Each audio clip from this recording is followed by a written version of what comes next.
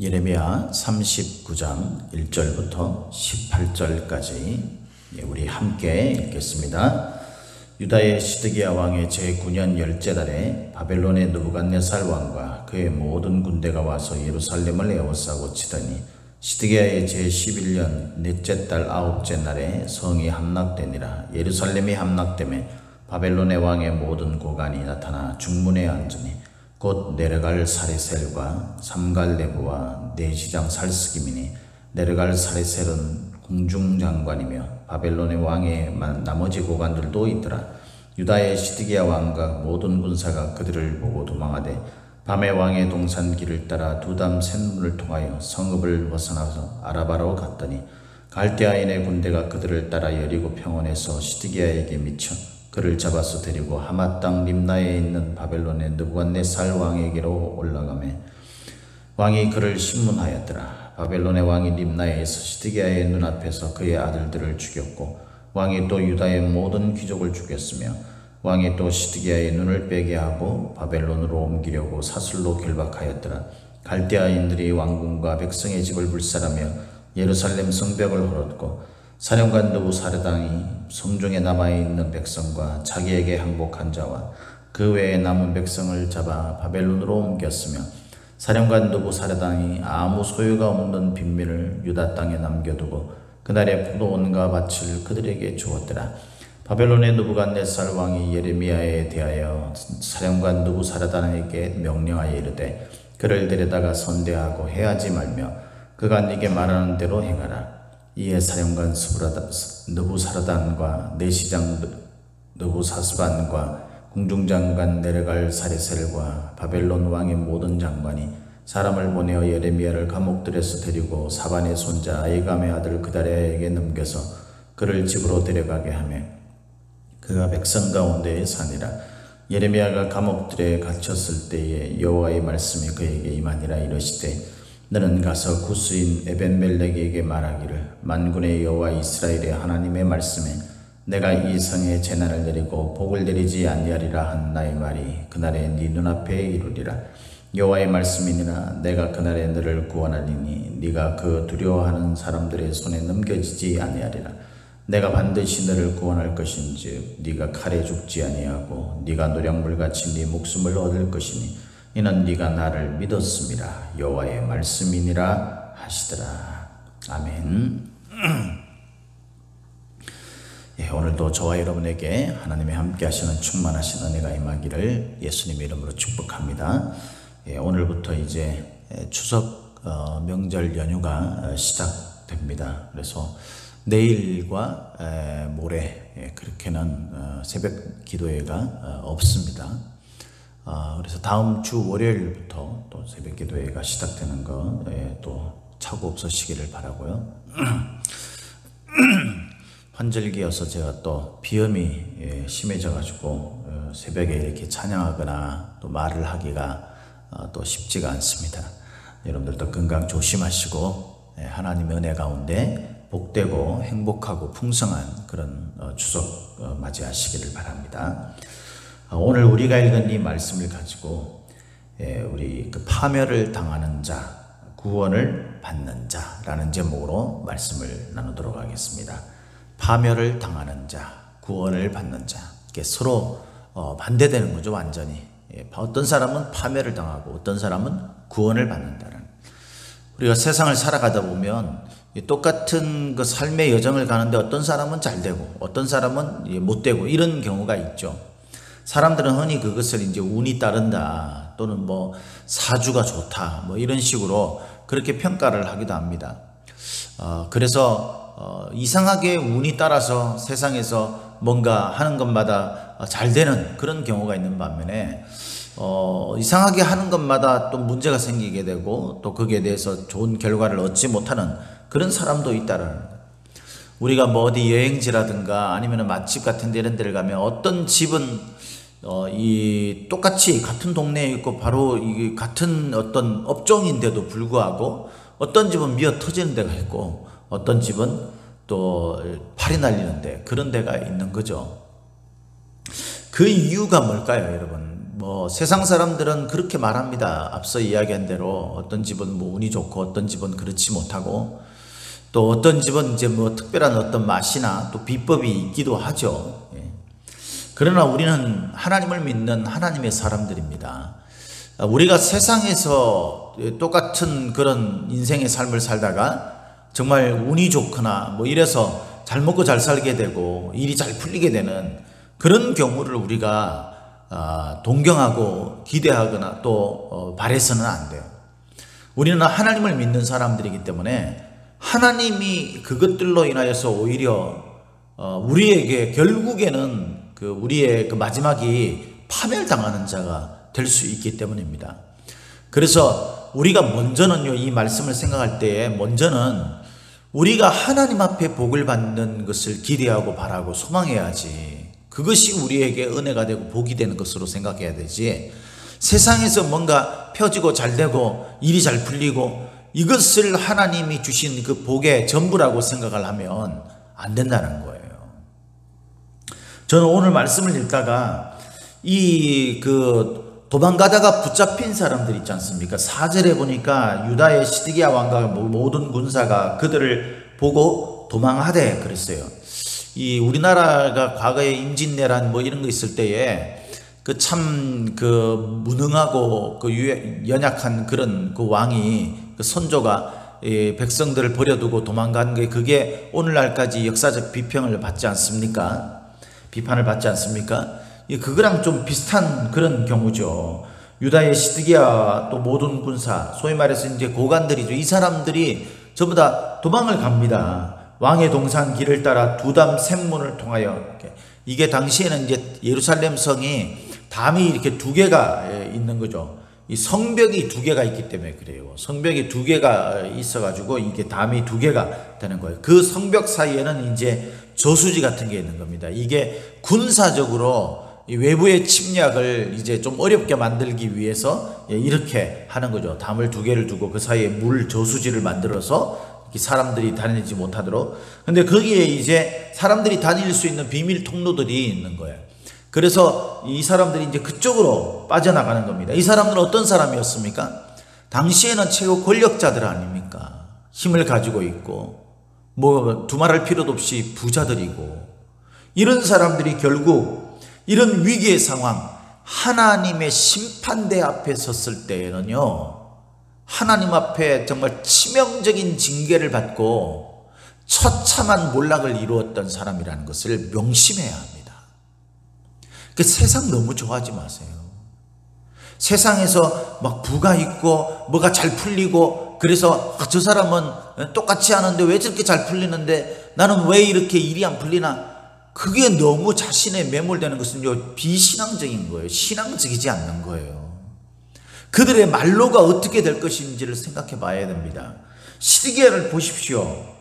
유다의 정권을 가지고 있었던 왕 아닙니까? 자기가 마음만 먹으면요, 백성들을 죽일 수도 살릴 수도 있는 그런 사람 아니에요.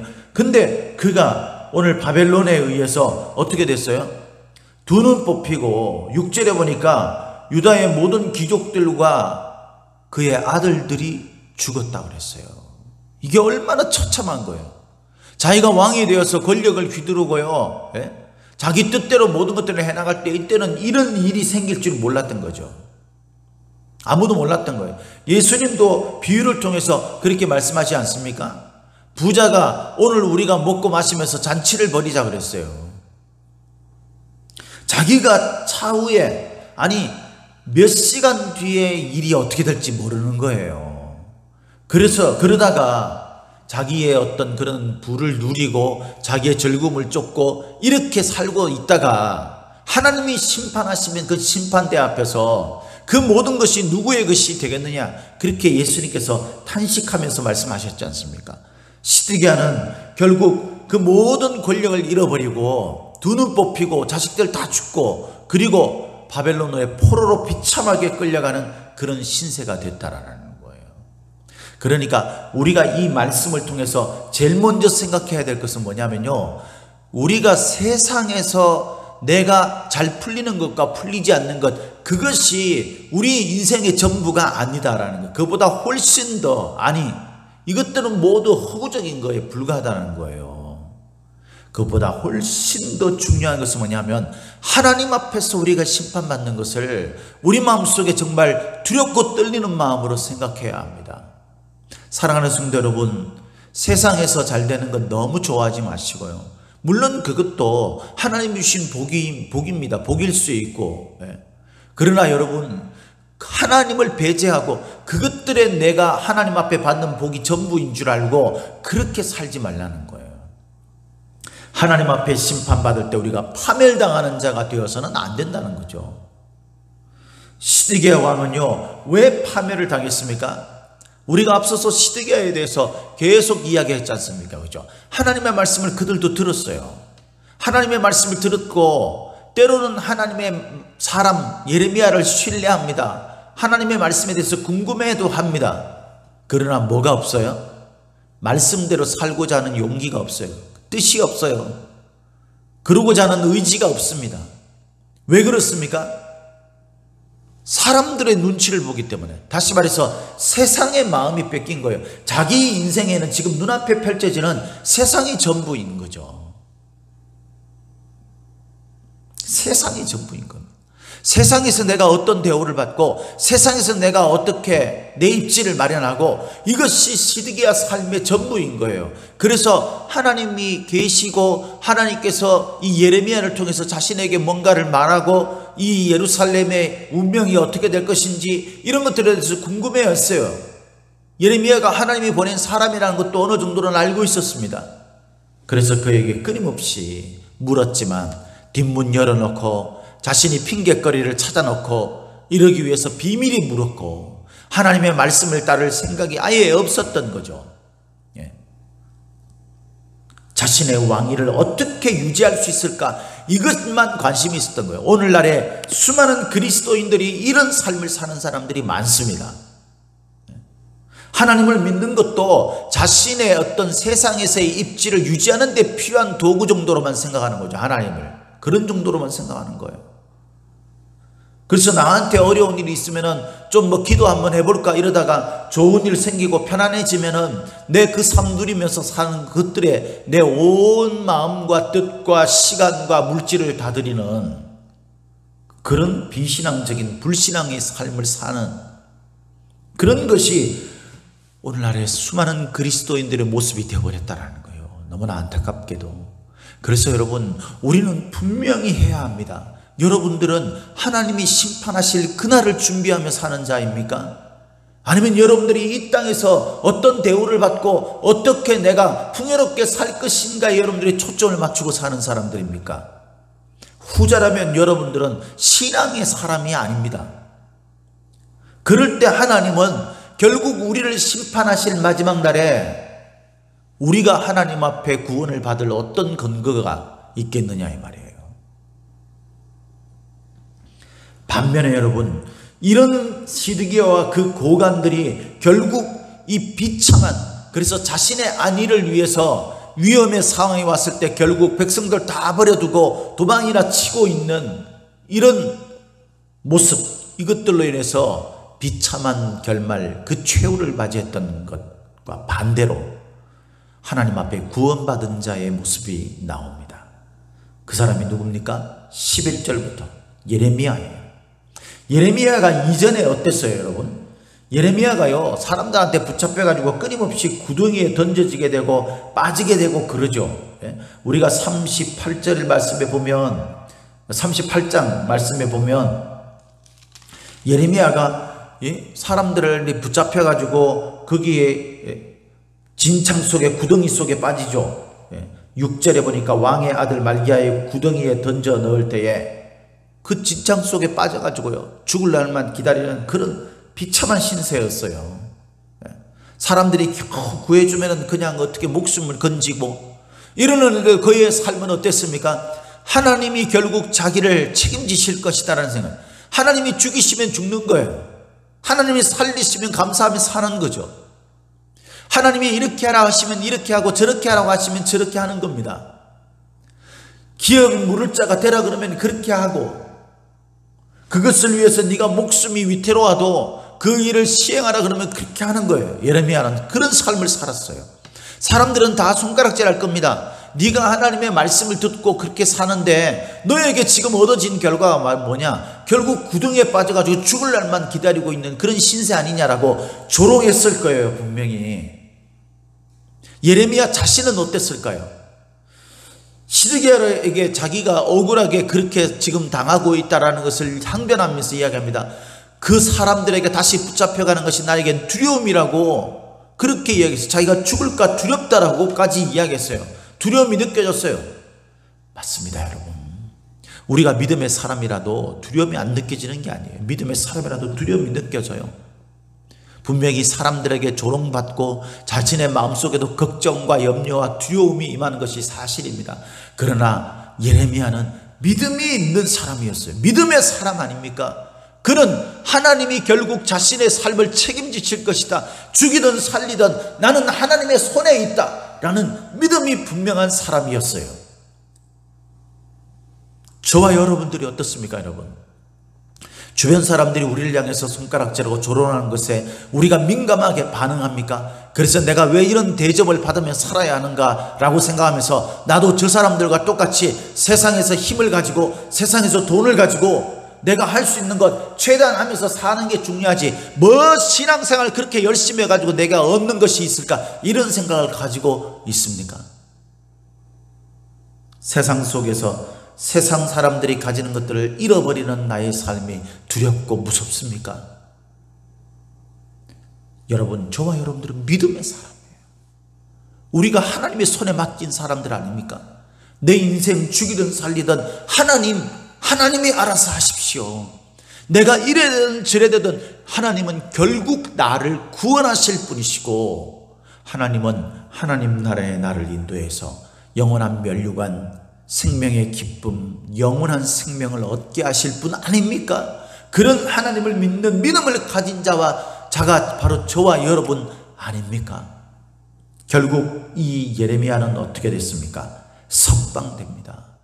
구덩이에 빠져서 고통받고 있다가 오히려 시드기야와 고관들이 죽어나가고 포로들이 끌려가고 할 때에 11절에 보면 바벨론의 느부갓네살 왕이 예레미야에 대해서 뭐라고 이야기해요? 사령관 느부사라단에게 그를 데려다가 선대하고 해하지 말며 12절에 그가 네게 말하는 대로 행하라. 선지자수의 대접을요 하나님을 믿지 않는 자들이 오히려 받는다는 거예요. 우리가요 사람들이 이러쿵저러쿵 말하는 것들에 끌려다니는 삶을 사니까 그러니까 세상 사람들이 우리를 발 아래 놓고 그렇게 하는 거예요. 우리가 믿음을 고수하고 누가 뭐라든 나는 하나님의 말씀대로 한다라는 생각을 가지고 그렇게 우리가 어려운 가운데서도 믿음을 지켜가면 결국 세상 사람들이 야 쟤는 진짜 믿는 사람이구나. 그래서 그들이 어렵거나 그들이 어떻게 할 때에 우리를 선대하는 일이 일어날 수 있다는 것을 믿어야 될 줄로 믿습니다. 그래서 예레미야는요 거기서 풀려나가게 돼요. 그래서 14절에 보니까 사람을 보내어 예레미야를 감옥들에서 데리고 사반의 손자 아이감의 아들 그다랴, 이 그다랴는 누구예요? 예? 우리야를 그 요야김이 그렇게 우리야를 선지자 우리야를 죽이고 난 다음에 예레미야도 죽이려고 할 때 그 그다랴 이 사람이 그 예레미야를 보호했던 사람 아닙니까? 그 집에다가 데려갑니다. 그래서 예레미야가 백성 가운데 살게 됩니다. 할렐루야. 저는 이 말씀 읽다가 참 10절 말씀을 읽고요 참 이렇게 마음에 와닿았어요. 사령관 느부사라단이 아무 소유가 없는 빈민을 유다 땅에 남겨두고 그날의 포도원과 밭을 그들에게 주었더라. 이들은요 무슨 바벨론에 대항해가지고 뭔가를 할 만한 힘도 없는 사람들이에요. 그러니까 바벨론이 뭐 했어요? 이 사람들한테 그냥 포도원과 밭을요 맡겨두는 거예요. 그리고 그냥 그 땅에 내버려 두는 겁니다. 그래도 자신들에게 아무런 어떤 공격을 하지 않을 테니까, 반항을 하지 않을 테니까. 여러분, 때로는 우리가 세상에서 가지고 있는 것 있잖아요. 그거 놓지 않으려고 아둥바둥하는 것, 그것 때문에 우리가 망하고요, 그것 때문에 우리가 걸리는 일이 생겨요. 우리가 그것에 대해서 초월하게 되면 오히려 그 속에서 우리가 자유를 느끼게 되고 오히려 그 속에서 우리가 평안을 가지게 됩니다. 예레미야는 믿음의 사람으로 자신이 가지고 있었던 그 모든 것들이 하나님의 것이라는 것을 믿었어요. 땅을 가지게 되는 것도 하나님의 명령에 따라 율법을 지키기 위해서 가지게 되는 것입니다. 이런 삶을 살았던 예레미야는 그 백성들 가운데 그냥 살게 되는 거예요. 그 다음에 나오는 에벤멜렉이라는 사람은 어떻습니까? 아시지 않습니까? 자신의 목숨을 내던지고 38장에 보면은 자신의 목숨을 내던지고 넷이었던 환관이었던 이 에벤멜렉 구스 사람 이방이었는데도 불구하고 예레미야를 구하기 위해 시드기야 왕에게 직언을 했던 사람, 그래서 예레미야를 구해줬던 사람이 바로 에벤멜렉입니다. 이 에벤멜렉이 어떻게 됩니까? 시드기야 왕은 죽어나가도 고관들은 다 죽어나가도 포로로 끌려가고 비참한 결말을 맞이해도 이 에벤멜렉은 하나님께서 재난을 내리지 않고 복을 내리겠다라고 약속하고 있어요. 그날에 네 눈앞에 이것이 이루어지겠다고 말씀합니다. 그날에 너를 구원하리니 네가 두려워하는 사람들의 손에 넘겨지지 않을 것이라고 말합니다. 그는 예루살렘 성의 남은 자가 됐어요. 18절에 그 이유에 대해서 이렇게 말합니다. 지난번에도 말씀드렸지만 내가 반드시 너를 구원할 것인즉 네가 칼에 죽지 아니하고 네가 노략물같이 네 목숨을 얻을 것인 이는 네가 나를 믿었습니다. 믿음을 가진 자는 하나님이 죽이든 살리든 하실 겁니다. 하나님이 죽이셔도 예수님이 말씀하신 것처럼 우리는 죽어도 사는 사람들 아닙니까? 죽어도 살겠고, 할렐루야, 이것을 믿습니까? 그러면 우리의 삶의 모든 것들을 주님께 맡기세요. 주님께서 우리를 오히려 평안하게 하고 살게 하고 영원한 생명으로 인도하시는 것을 경험하게 될 것입니다. 신앙의 사람들에게는요, 하나님의 은혜가 임하는 거예요. 지금 상황 가지고요, 하나님의 은혜가 없니 두려운 마음에서 나도 세상 사람들과 똑같이 해야 되는 거 아닌가, 그렇게 걱정하지 마세요. 하나님 앞에 모든 것을 맡기십시오. 이 추석 연휴의 기간 동안 여러분, 우리의 신앙을 보여서 하나님이 여러분들을 은혜 주는 자로, 남은 자로 여김을 받는 복된 우리 성도들 다 되시기를 예수님의 이름으로 축복합니다. 축복합니다.